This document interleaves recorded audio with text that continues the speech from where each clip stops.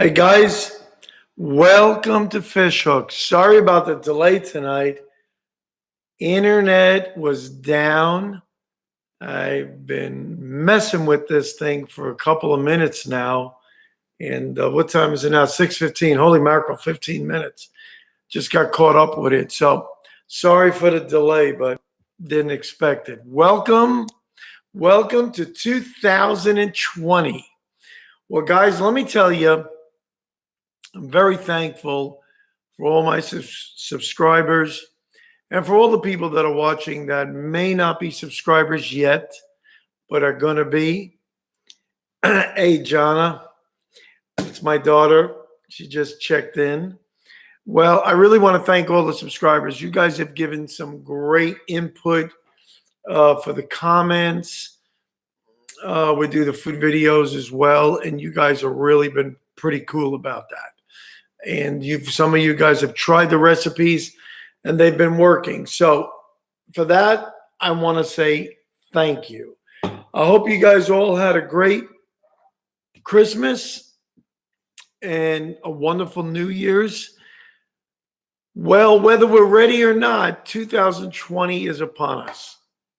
And we want to start the year off right.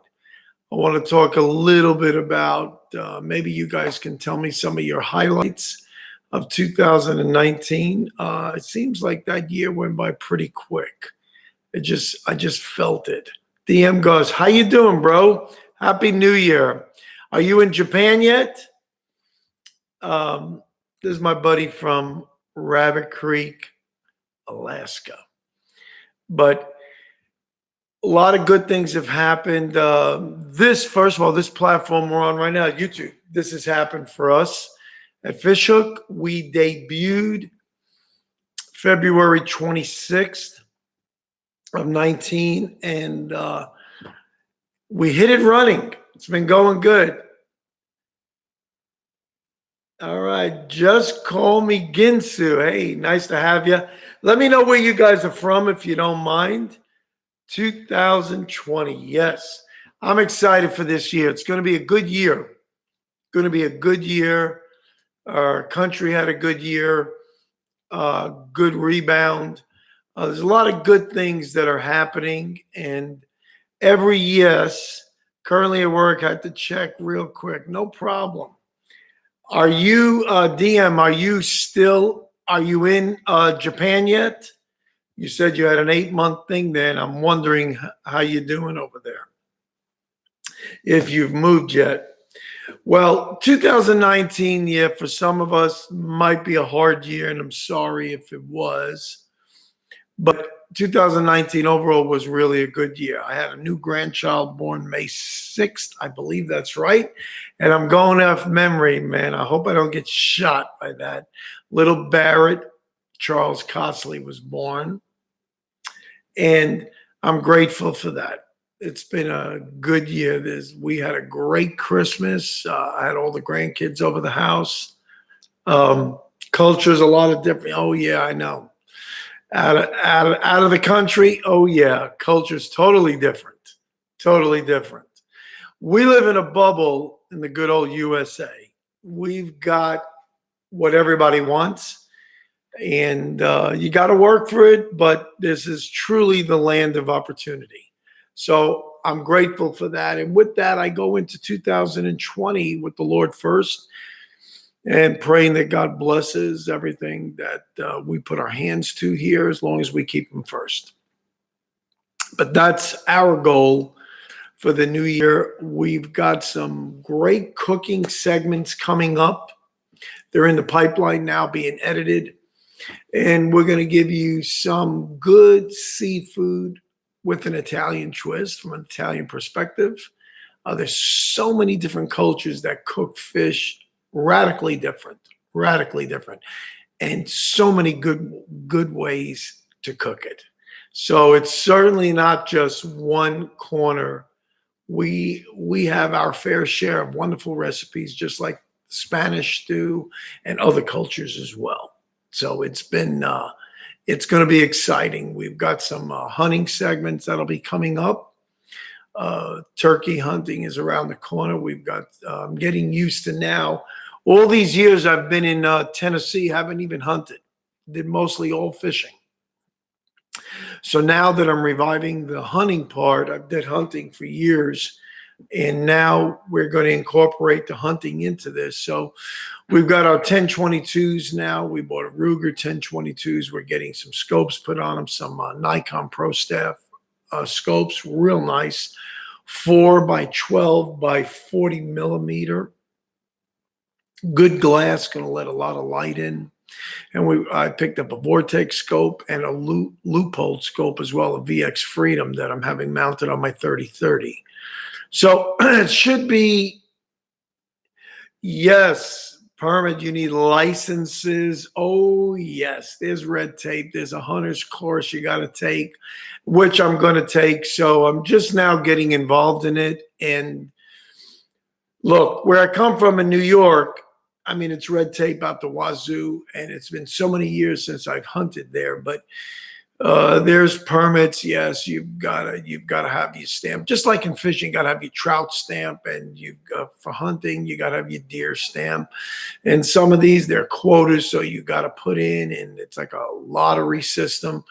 When I lived, DM, you'll know this. When I lived in Alaska for 4 years, there was a lottery system, and this was back in '82 to '86.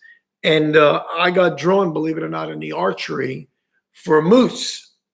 And we got a moose that year too. So it was really good. I went with my buddy Gary, who totally introduced me into bow hunting. And it's been awesome. And since then, I got so heavily into it, I never shot my guns. I brought 2 rifles with me. And in all those years, I never shot a rifle, believe it or not, in Alaska, of all places. Did a ton of fishing, fly fishing, and we did a ton of bow hunting for small game and big game, and it was awesome. So, but I laid it down when I came to Tennessee, stuck to my business, the plumbing and mechanical. And there's my daughter, Lauren, my second one. Yes, I'm finally live. Can you believe it? But it's a totally different world from coming from Alaska to here. Alaska, I have to say, thank God it's part of the good old USA, and it's got to be the last frontier. It's awesome. We haven't even scratched the surface of Alaska, just how big it really is. Just give you a little history real quick. It's 1/5 the size of the U.S., and it's 3 times the great state of Texas. Now, Texas is huge. You could fit 3 of them in there. And I'll give you one other comparison so you really get this in your noggin how big Alaska is. You take the 13 states that make up the New England states from Maine down to, I believe, maybe New Jersey. Anyway, all 13 states, put them all inside Alaska, and you got room to spare. That's how big Alaska is. So it's awesome. Awesome.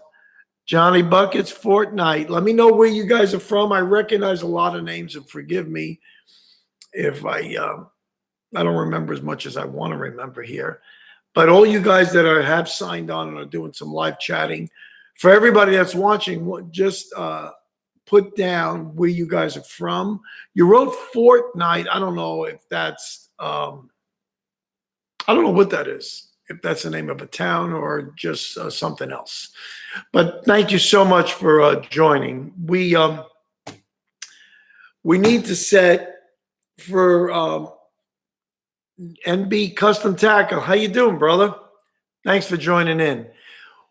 We want to set, when you approach a new year, Athens is, and I believe that's Athens, Alabama. Correct me if I'm wrong. Nice to have you on board. And Victor, the best fisherman in Texas is here. You got it, brother. You might get shot, but it won't be from me. I'm careful. Nice to have everybody, man. NB Custom Tackle, let me know where you guys are from. As you guys come up, Police King, nice to have you, man. Nice to have you. I'm going to these are a lot of new names for me, and this is brand new. I have notes here I like to talk about to keep a something going. But I welcome if you guys have questions. If you wait a little bit toward the end of the broadcast, I would like to have interaction and answer. Canada, nice. What part of? I guess that means New Brunswick. I'm going to say New Brunswick. I was close to it in Maine this past summer. We went there for vacation, but I miss it, and my heart is, man, I love our country. I love our continent, North America. It's beautiful. Custom tackle, man. Send me an email. I want to look at your site. I want to see what kind of tackle you have. Let me type in my email for you guys that are new to the channel. We are at, I type so slow, it's pathetic. Let's see. Fishhook2019@gmail.com. Send me some pics. We have an Instagram and a Facebook page. Send some pics. We'd love to, and we will follow you on Instagram. Absolutely. We have an Instagram page as well. Excellent, excellent, excellent. Well, we want to start a new year off new, so I don't really believe so much in New Year resolutions because a lot of times they're short-lived. You know, like if some of us maybe they have a weight problem and they really want to hit it. Oh, I'm going to start. And then you do some radical diets and peters out. We don't want that. These are lifestyle changes and they really change. You make changes one day at a time, an inch at a time. And these are the way we make changes and we incorporate changes in our life. And I don't care what it is, even if it's in the area that we do, fishing or hunting. You don't just climb Mount Everest overnight. You plan, you do a step at a time, you do your research. And the same thing with fishing. If we're planning a fishing trip or a hunting trip, going to check Google Earth, going to look, get the maps out. There's a lot of really good apps out now. I was talking to a real good friend of the family over here in Memphis and Shelby County where he hunts, and we're going to get together, just family, extended family. And I'm going to get to know a little bit more about hunting leases here in Tennessee and so forth. Thank you, NB. And Police King, would you like to go fishing with my dad and I, June 20th? Lake Erie, Marblehead. Hey, yeah, send me an email. There's our email address. Give me an email, some contact information, because I am going to be setting up and want to do some good fishing and maybe hunting with some of you guys this year. So we want to set them up. That's in the sites right now. We're planning some fishing trips and some good venues, and I think it'll be really cool. And we're not going to forget our standard cooking segment and some more reviews. We've got some product reviews we're going to be introducing. And if any of you guys like NB here has custom tackle and lures, man, get us some samples. And this is free. We want to check it out. And we will use them, whether it's saltwater or freshwater, because I go to Florida every month as well. I go back and forth from Florida to Tennessee. And I'll be checking it out on all different waterways. And we'll see how they hold up in saltwater and how they hold up in freshwater. We'll keep some details on that. This Saturday, well, this Friday ends the deer hunting season here, the whitetail here in Tennessee statewide. And Saturday starts the youth, which is 15 years old and under, hunting season for deer. So that should be interesting. I've got a loophole of VX Freedom. If any of you guys are familiar with some of these sites, they're really good rifle scopes. VX Freedom just had a deal. I got it for $199. VX Freedom, it's a 2-7 by 33 millimeter. It's perfect on a brush gun. And I'm putting that on my 30-30 because it's really not for super long distance, but it'll be great. And it's, in fact, I have a Winchester 30-30, so it ejects off the top. So they've got a now mount. I have it at the gunsmith. I've got to mount an offset scope. It'll be a 1/2 inch off, so I got to adjust my turrets for that, for a 1/2 inch off when I sight this rifle in. But it should be good, and I should get some good accuracy up to 150, 200 yards. and that's what I'm looking. That's what I'm looking to do. And it's mainly it's a brush gun. It's for tree stands, for stands in the woods. I have a Baker. It's an old Baker tree stand, Mighty Might tree stand. Pretty cool if you're going to be going deer hunting. But we're going to use it for small game as well with our 22s as well. So we should have a lot of fun. And we're going to try some long distance with the 22s, like 200 yards, and see just how accurate we can get them with those Nikon Pro Masters. So hopefully so. I also picked up a takedown 1022 black synthetic stock. I got a really good deal. I went through gunbrokers.com. That's a good site. You guys might want to, let me put that in here. If you guys are looking for deals, he was real fair. But again, you got to know what you're looking for. And I got some of the old stock, black synthetic stock takedown, and I got it with a, it's all Ruger authentic, and it's all stock with a fluted bull barrel. Man, I like that. And I'm going to put a, hopefully a silencer on the end of it. And it comes threaded as well, half 28 threads. So it should be a good gun to go small game, and it's made especially for accuracy at greater ranges. So we're going to push the limits with that gun and shoot it. We bought a bunch of ArmScore 22 LR high velocity hollow point bullets. We got a really good deal. Let me give you another site you need to check out. AmmoSeek.com. Check them out. They're like a big broker. You don't pay them. They get paid from all the people that go through them. But they'll ask you certain parameters like what's your caliber, if you have a specific manufacturer in mind, and they ask you a whole bunch of different questions, your grains of the bullet.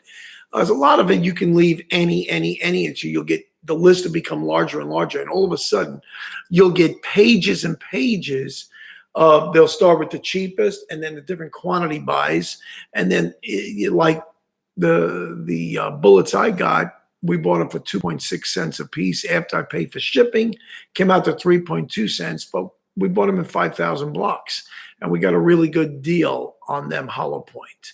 So mostly it's going to be 150 yards and less. I think we're going to have fun with that, and good target shooting out there in the woods and on the range, and then getting all those pesky squirrels off the property. So I think we're going to have fun with this. But I hope you guys are staying active now. I hope you guys are going to be doing some fishing. I have not seen pictures. You guys say you're sending me pictures. I need them. I need some pics so I can put them on Instagram. So NB, like from up there in New Brunswick, and Lake Erie, Police King, and all the rest of you guys and ladies, send me some pictures. We want to post these things. We want to grow the channel and show off the people that support our channel. We want to give you guys free space, if I can say that. Now, I want to talk a little bit about some surprising things have happened in the news in Tennessee. I wrote this down. I could not believe this when I read this. A 33-year-old guy from Tennessee, believe it or not. We have elk in Tennessee, so it's a program they got. They're introducing elk, and it's in the Cumberland Plateau area of Tennessee, North Cumberland, wildlife management area. And some dude killed a cow. Oh, they're throwing the book at him. He's a 33-year-old guy. He pleaded guilty. Now, listen to these charges. There's 5 charges against him. One is, British Columbia. All right. Hunting big game in closed season. They're really serious. And anywhere else I've been, the rules for engagement on hunting are extremely seriously. They're taken serious. You better be licensed, and you better dot your I's and cross your T's. It's beyond belief. And this is not just Tennessee. I think some of it is a little bit too much, but just to tell you that if people weren't breaking rules, there wouldn't be so many. So I think because there's been so many illegal infractions, people are doing things, taking the law in their own hands, and we're just not going to get away with it. From fishing to hunting, and they've got some serious penalties. So check this out. First infraction, hunting big game in a closed season. Another one, hunting, you believe this? Hunting without even a license. I mean, that takes stupid to another level. And then hunting without hunter education, illegal take of big game, and failure to retrieve the game. He left the cow there. He didn't even take what he killed. So this dude there's some real serious fines. He's scheduled in February to go before federal court. State and federal are going to make mincemeat out of this dude. And he pleaded guilty. So you go figure. You go figure. Now, here's something else now. We've got what's called CWD in the southwest part of our state, and I think in Arkansas as well. And I stand to be corrected if I'm wrong, but I read that. It's called a chronic wasting disease that has affected hundreds of deer. And it's serious enough that Tennessee Wildlife Management Fisheries, they have the money. They already approved the budget and funded it for a $1 million build on an incinerator. They purchased it. It's going to be built in Fayette County.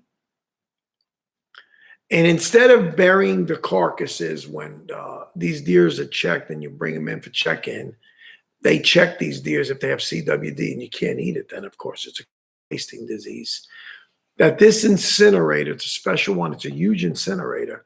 Instead of burying them now, they want to burn it. And when this incinerator is made to get over 1,800 degrees, that's pretty serious heat.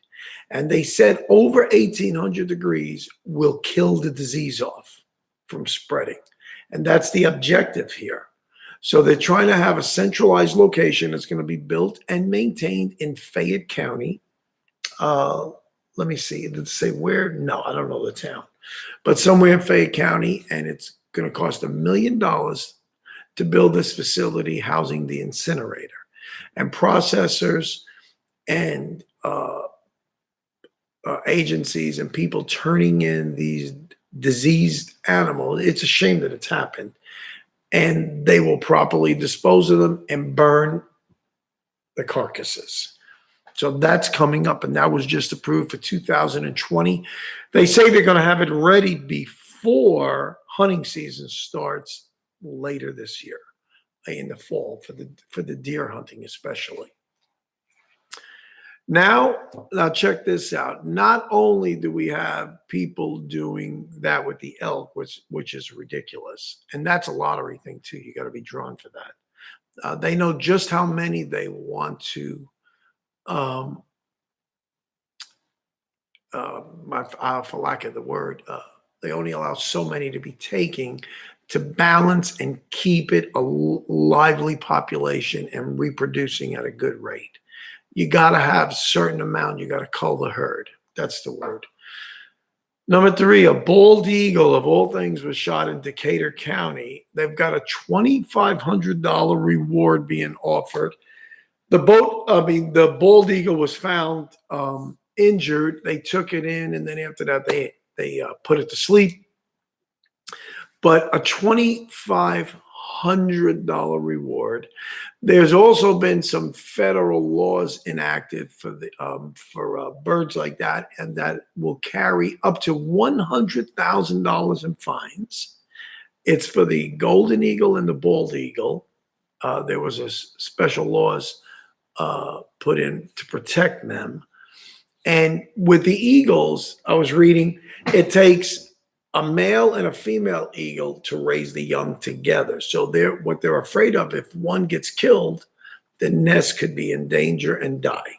So they want to keep the bald eagles, uh, from not going extinct, but unnecessarily to die. For first of all, we shouldn't be shooting them at all.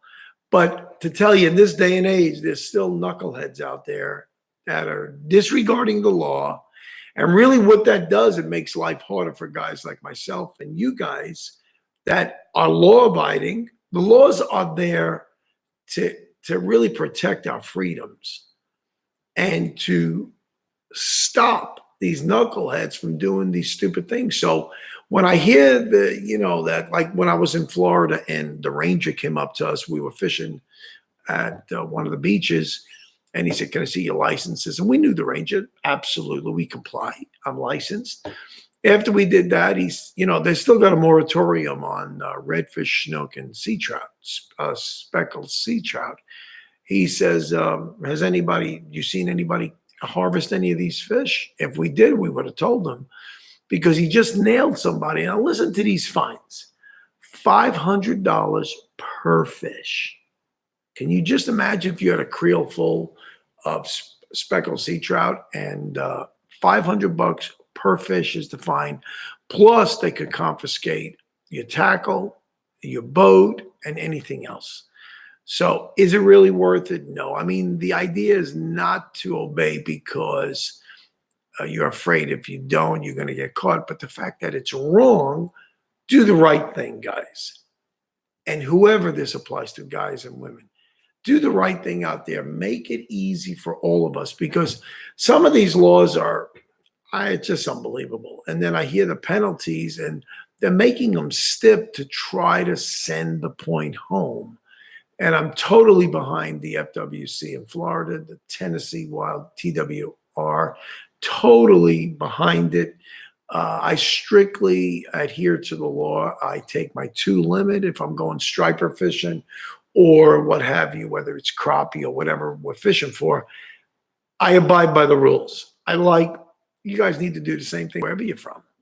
Canada, I'm sure, is going to throw the book at NB if he doesn't abide by it. I'm sure British Columbia, these agents, they're on the federal level and on the state level, they got a job on their hands. And then to think that these guys are running from the law, like, I'm telling you, they're giving stupid a new meaning when they do stuff like that. Now, here's another thing that's happening. Tennessee is so good for stocking the lakes and the rivers. Trout stocking, these are rainbow trout. They're average 10-inch in length. They're restocking, and it's starting up again. It's resuming. So they put out thousands and thousands of these hatchlings.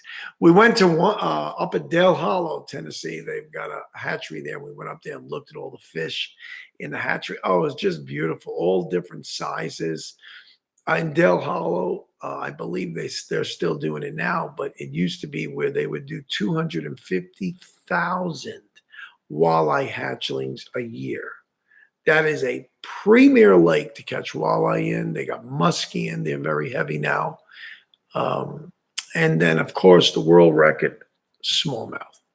You got great largemouth and smallmouth. And every fish I've taken out of Dale Hollow, because it's a cold, clear, deep lake, the meat has been nothing less than out of this world.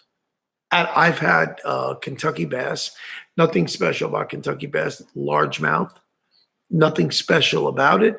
But when it comes out of a body of water like that, and it's so crystal clear and so cold, the meat is so white. I had flathead.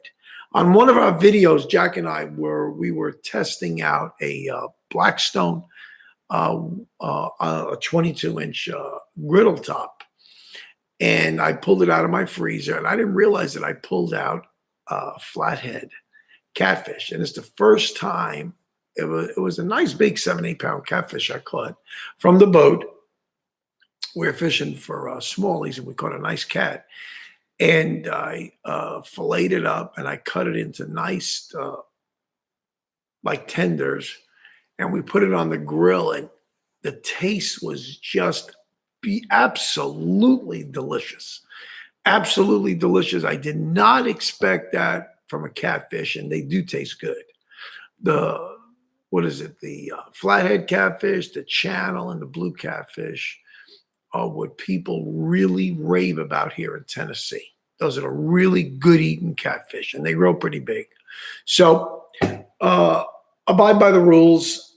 Uh, you're going to enjoy yourself on the water here in Florida. I'm sure in British Columbia. I'm sure it's like that way all the time. You don't want to have to be looking over your shoulder, and don't do anything stupid when it comes to hunting, guys or ladies. Don't do anything crazy.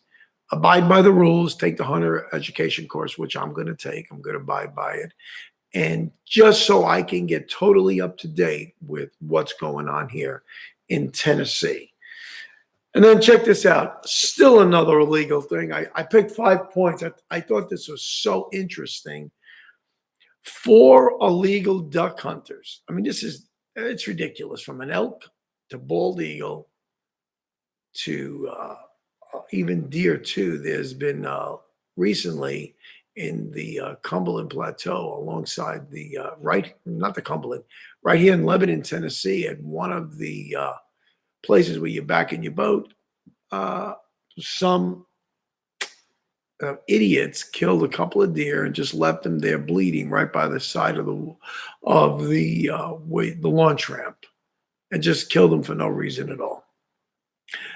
Whether it was in, there were 2 does, and it was just ridiculous. Wanton waste like that of good meat, good animals that should be harvested the correct way. But these 4 illegal duck hunters, they're scheduled in federal court for hunting migratory birds with bait in December of 18. And they're being sentenced in federal court. And guaranteed, when it hits the federal level, the fines are going to be there.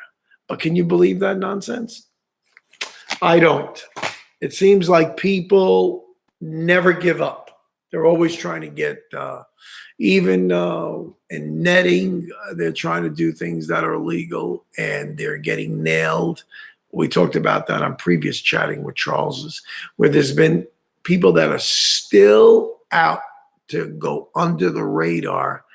You're going to be caught. And the worst thing about it is that once you get fined, like that guy that was doing illegal poaching in Alaska, man, they prohibited him for 1 year to go back in that livelihood, fined him like $35,000. It's ridiculous. And he had to spend, I don't know how many days in jail. Is it worth it? And they took his license away for a year. So look at that. You make a total fool of yourself. And if you're a family guy, what are you going to tell your family? That your dad decided to do things, the days of Rambo are over. So this is what we got out there. But listen, on the fishing side, let me tell you, I got a new line I was trying out. I tried out a Berkeley Invisibraid. I fish a lot with Shimano reels. I really like them in Daiwa. But I fish my last trip back to Florida, and in fact, the 2 previous ones, I'm fishing almost primarily with my Shimano Thunis, the 4000. That's the beginning size. But they're really a small profile, and they have their live liner reels, which I really like a real universal reel, good utility reel. Got a great drag system. And anyway, I had 30-pound braid on it, and I was casting out Doc's jigs, and we were trying to get some jacks and some pompano. And lo and behold, I couldn't really get distance with 1/4 ounce or 3/8 the way I needed to across the channel. So I pulled my 30-pound braid off. It was still good. And I went down to my tackle store in Tampa. And I said, what do you recommend? And he said, try this. I put a 20-pound on, which was better suited for casting purposes, for distance, and it's Invisibraid. Really, really impressed with this. It casts beautiful. I didn't get any wind knots, and we were fishing a lot in the wind.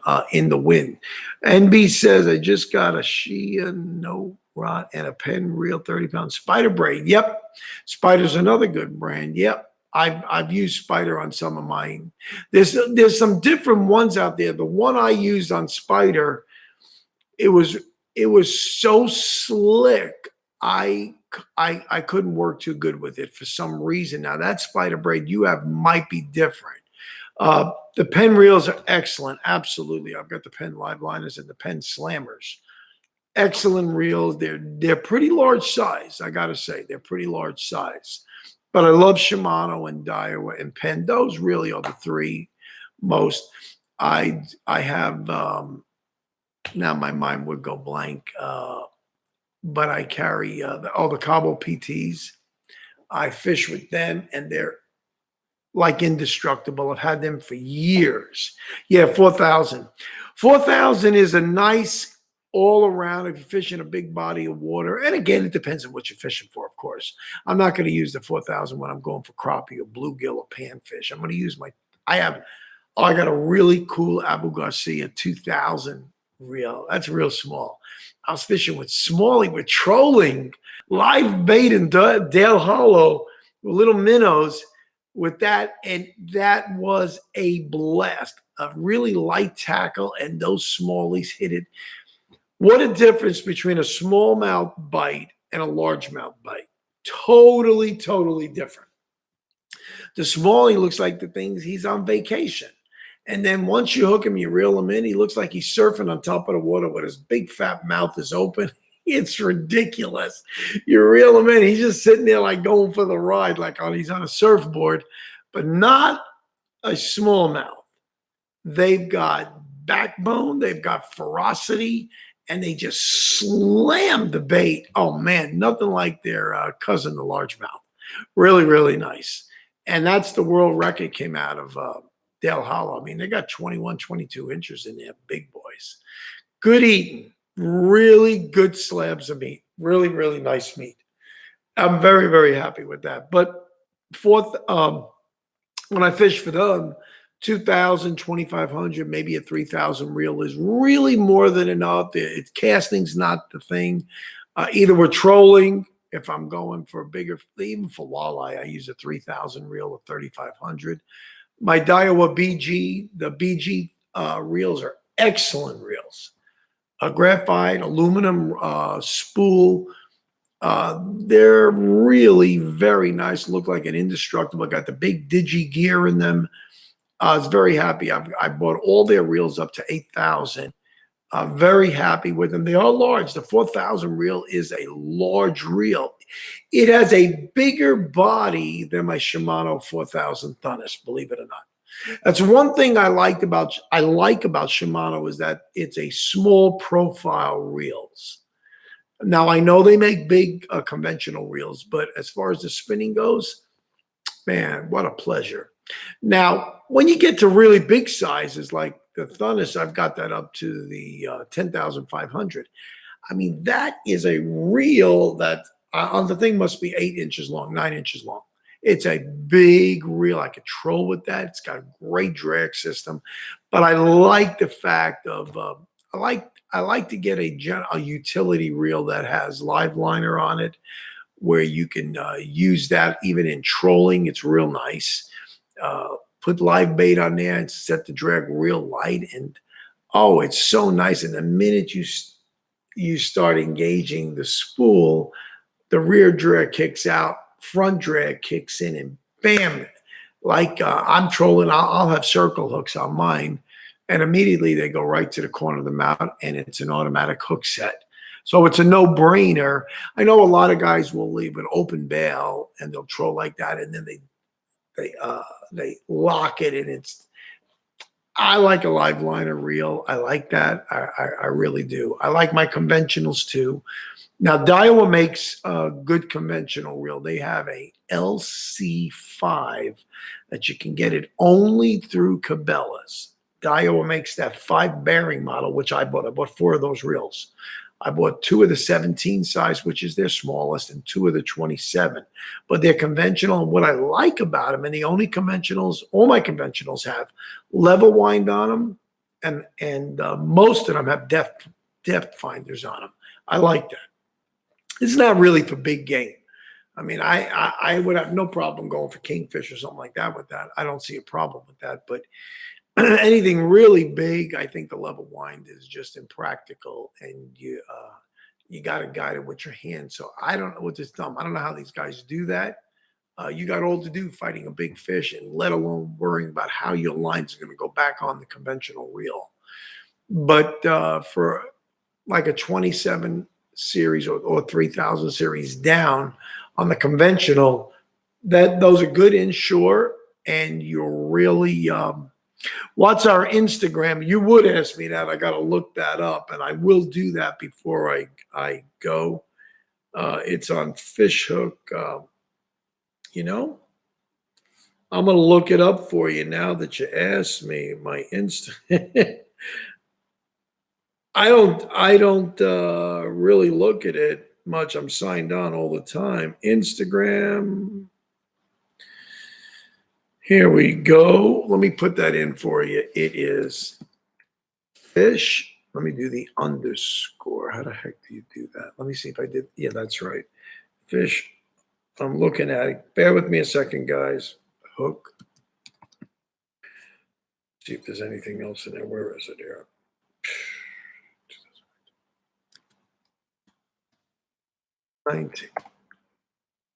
That should be what it is. You'll recognize when you see the logo there. But that's our Instagram page. And then Facebook is the Fishhook. And then you know what YouTube is, Fishhook 2009, Fishhook 19 when you're on the YouTube one. But I got off tangent there, but I was real happy with the Invisibraid. I'm gonna look at this 20-pound braid and fish with it a little bit more. And I want to just see. I'm rough on it. When you fish, and I'm fishing in channels in these coves, there's a lot of rock. They're gonna get beat up. Be real careful when you guys catch fish or you're retrieving a lure. Let's say it got snagged and you got it loose. From where you're connecting, whether you got a leader or not, run that leader through your finger and then go up the braid 4, 5, 6, 8 feet. And anything that looks rough, cut it, retie it. I'm telling you, the weakest link, you're going to lose your trophy fish. You're going to lose that targeted fish that you were after. I've had it happen to me. I was lazy. I didn't want to, and I've lost good fish. And then when I look where it broke, right where it was shredded. Like, for example, catching a snook, striped bass, redfish, they don't have teeth, but they've got a rough mouth like a Brillo pad, like sandpaper. And you'll notice if you see guys, oh man, we caught so many striped bass and you're fishing for them heavy, you lip them, your thumb gets chafed really, really bad. Why? Because these fish will clamp down on your finger. And you're pulling it out and rubbing it before you know it, the thing gets all bleedy. Sean Regalato, or Regalato. I hope I didn't pronounce it wrong. Do me a favor. Let me know where you're from, too. Let me see what you wrote. You lost a good one the other day. Really? What'd you do? Let me see. Let me open this up. The rod snapped in half. Holy mackerel. A lot of things can cause that. I'll tell you something very funny. It may not have happened to you guys, but it happened to me. I was fishing on a lake on Dale Hollow again, and it was in the morning, and I had one of those diving loon birds. You know, they dive. They have them in saltwater too, different variations, and they dive down and they catch the bait fish and so forth. And they even look for your bait and they'll take it. Well, this sucker took my bait. I had a minnow on.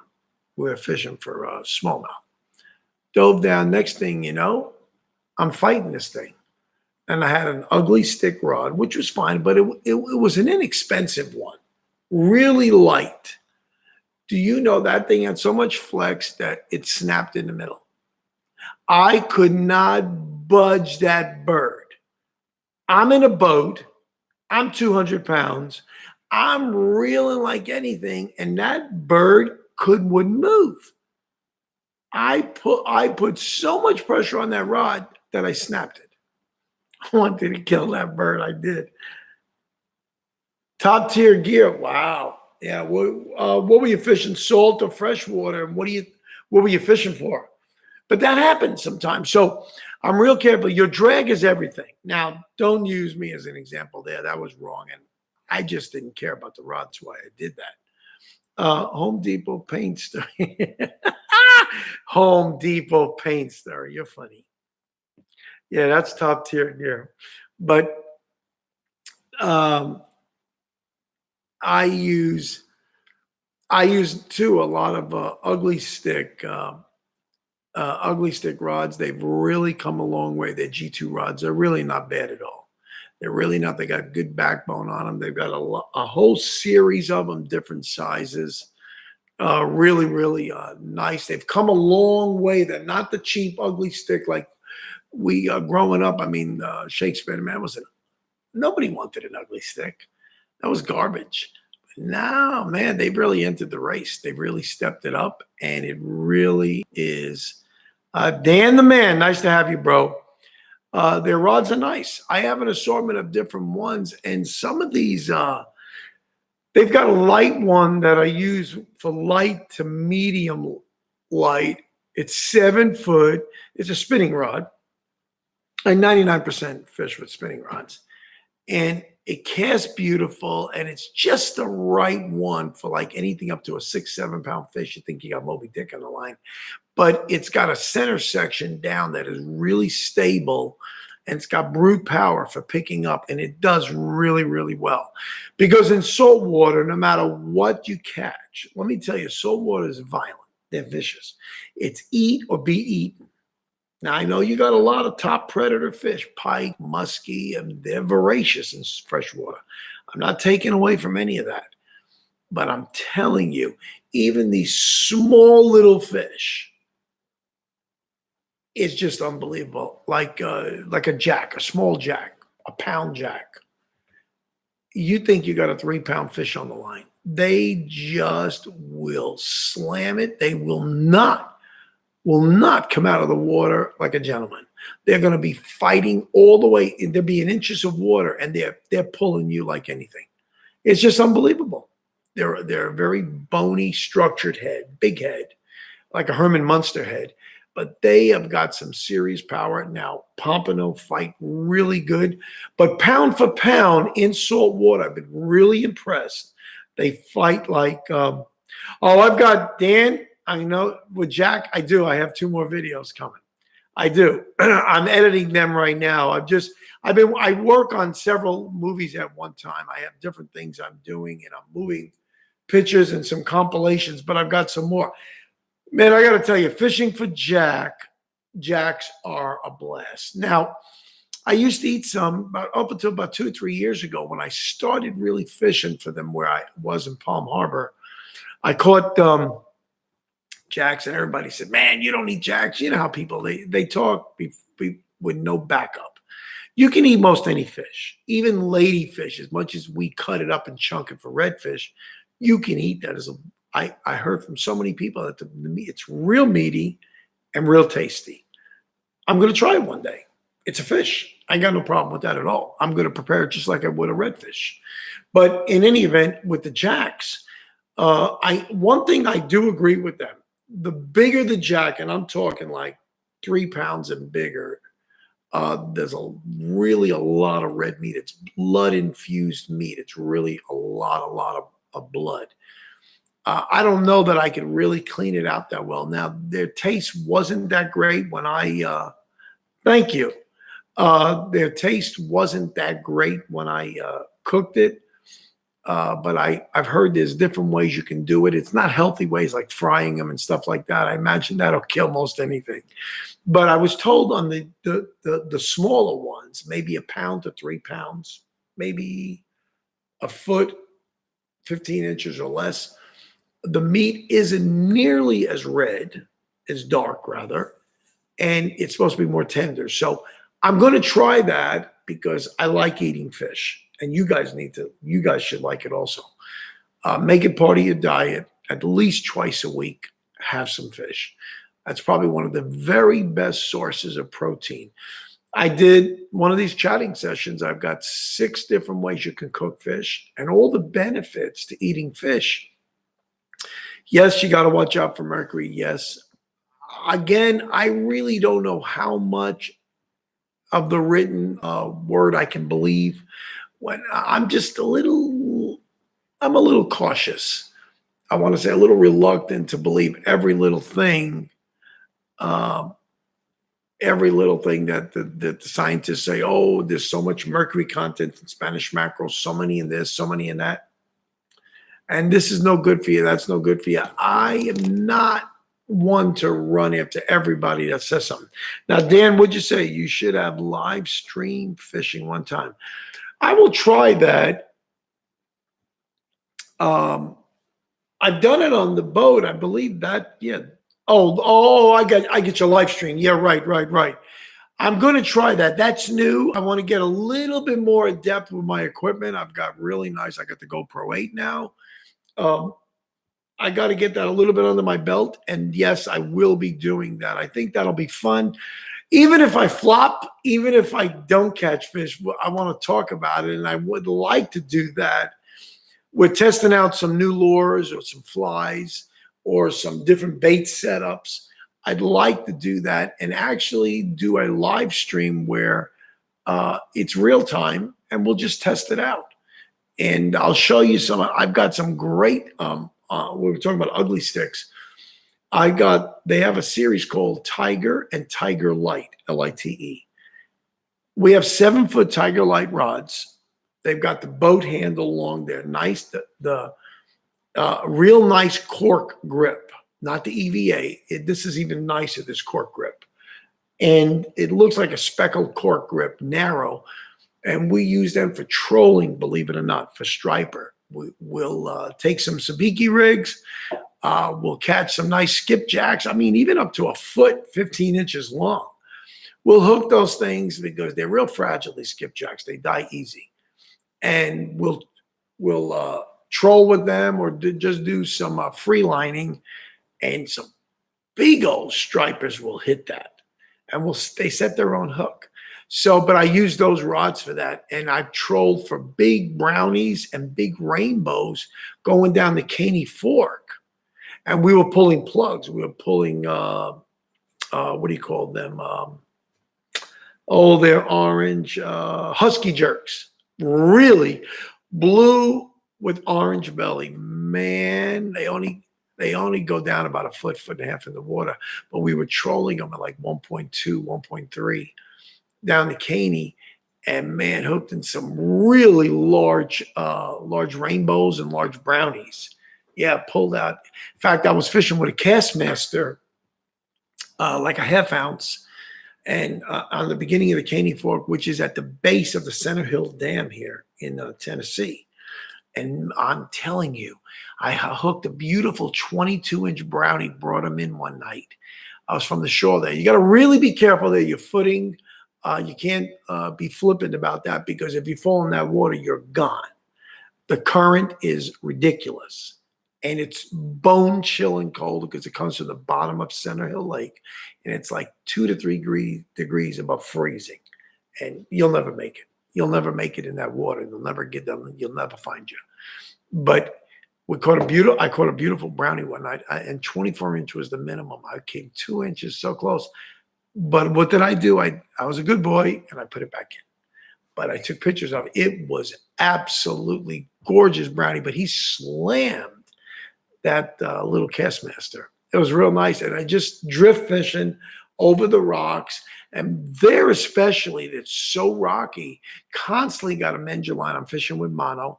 You got to mend your line. You got to check it and constantly be cutting and retying, because those rocks will do a number on it. And the current is so strong, sometimes even a 3/4 ounce has all to do to get down. That's the whole purpose of it, just to get down and bang the top of the rocks.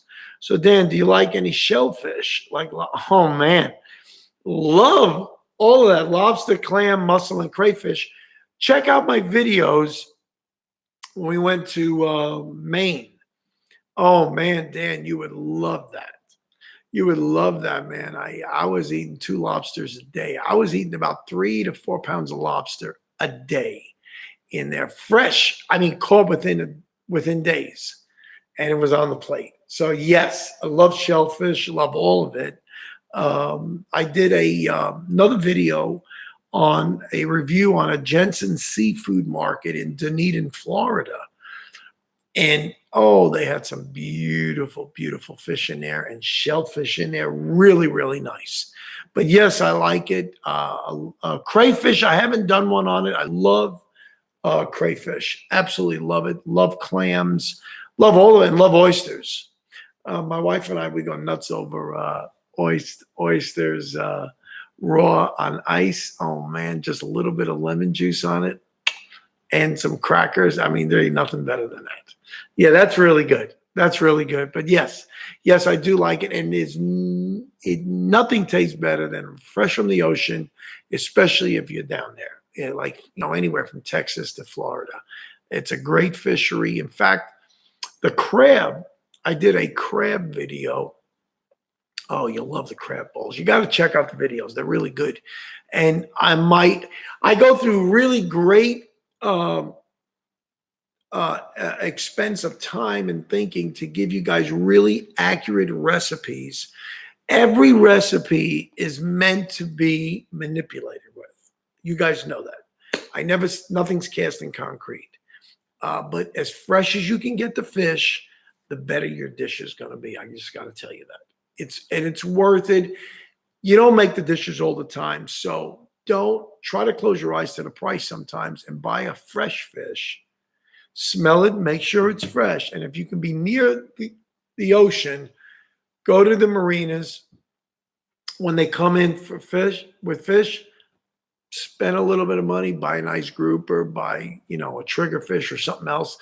And you have no idea what a difference in taste than buying it from the store because it's been processed. And then B, what'd you say? Last summer, I got to go ocean fishing. Nice salmon. Oh, wow. Beautiful. No, I buy a whole fish, Dan. If you can do it, buy a whole fish. Don't let them butcher it and slide. Don't do that. There's so much waste. It's unbelievable. If you know how to fillet properly, and I did a video on that, but I should do another video on filleting a fish. Listen, there is a lot of ways to fillet a fish, and depending on how big the fish is, there's different methods you go about it. I mean, you don't fillet a big tuna. You cut it and quarter it. You take the loins off. These are big, massive chunks. So different rules, different type of knives. But smaller than that, everyday fish like we all catch, there's the right way to do it, and there's a way where you're going to waste a lot of meat. Let me say it that way.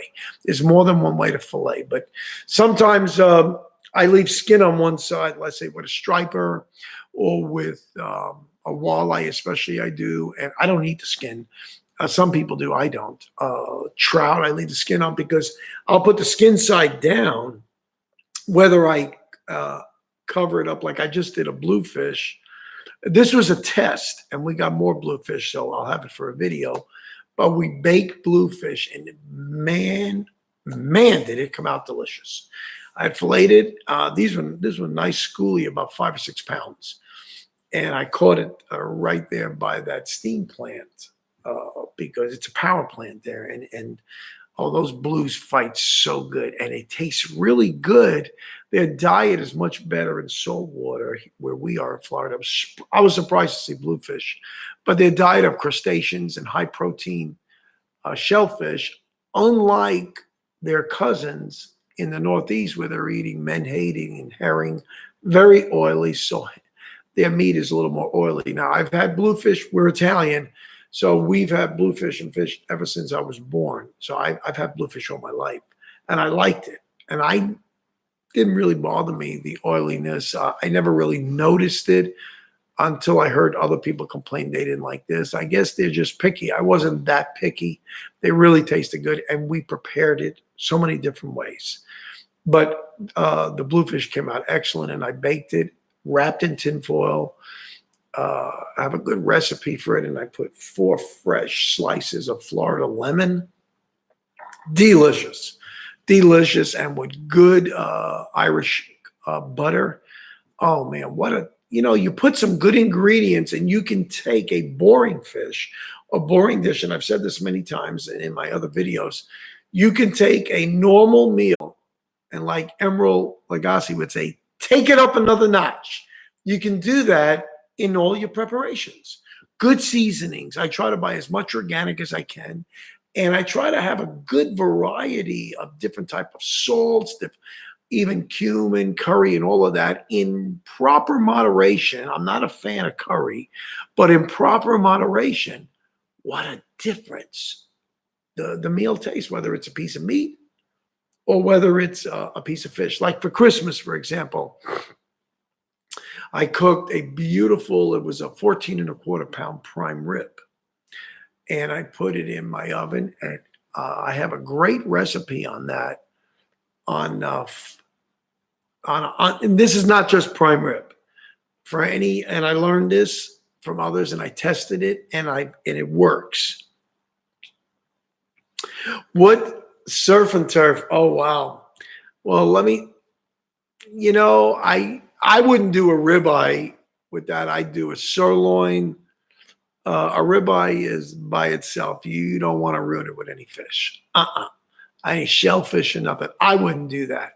But I would take a nice, maybe a T-bone, or I take a real nice sirloin, a nice meaty one like that, and I would have surf and turf with that. Oh man, that is so good with lobster, any kind of fish for that matter.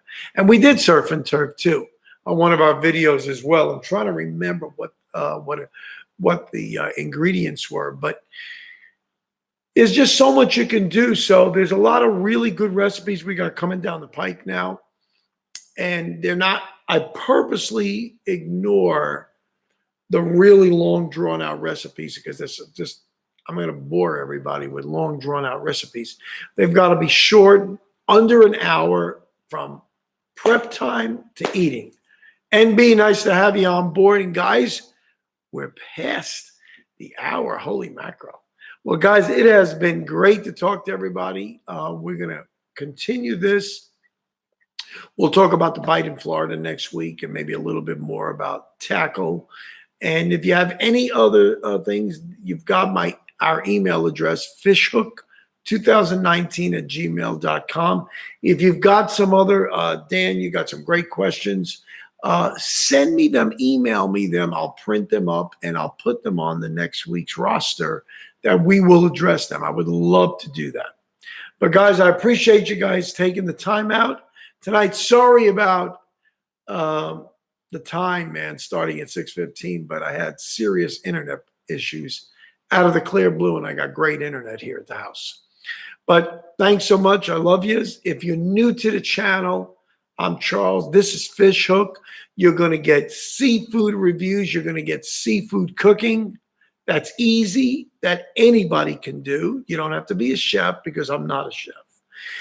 You've got chatting with Charles that we do, and we jib-jab, and we hit all kinds of subjects on these Tuesday nights. And then you'll have an additional food video in the week. You'll have food reviews, and then you'll have tackle reviews, product reviews, and fishing, good old fishing. And we're going to be having segments on hunting as well. So we are enlarging the channel to have a good variety, and we want to get some feedback. All right, guys, I love yous. If you're new, smash that subscribe button. We'd love to have you part of the family. And give us some thumbs up and some likes on the videos, and we will keep them coming. So until next week, God bless.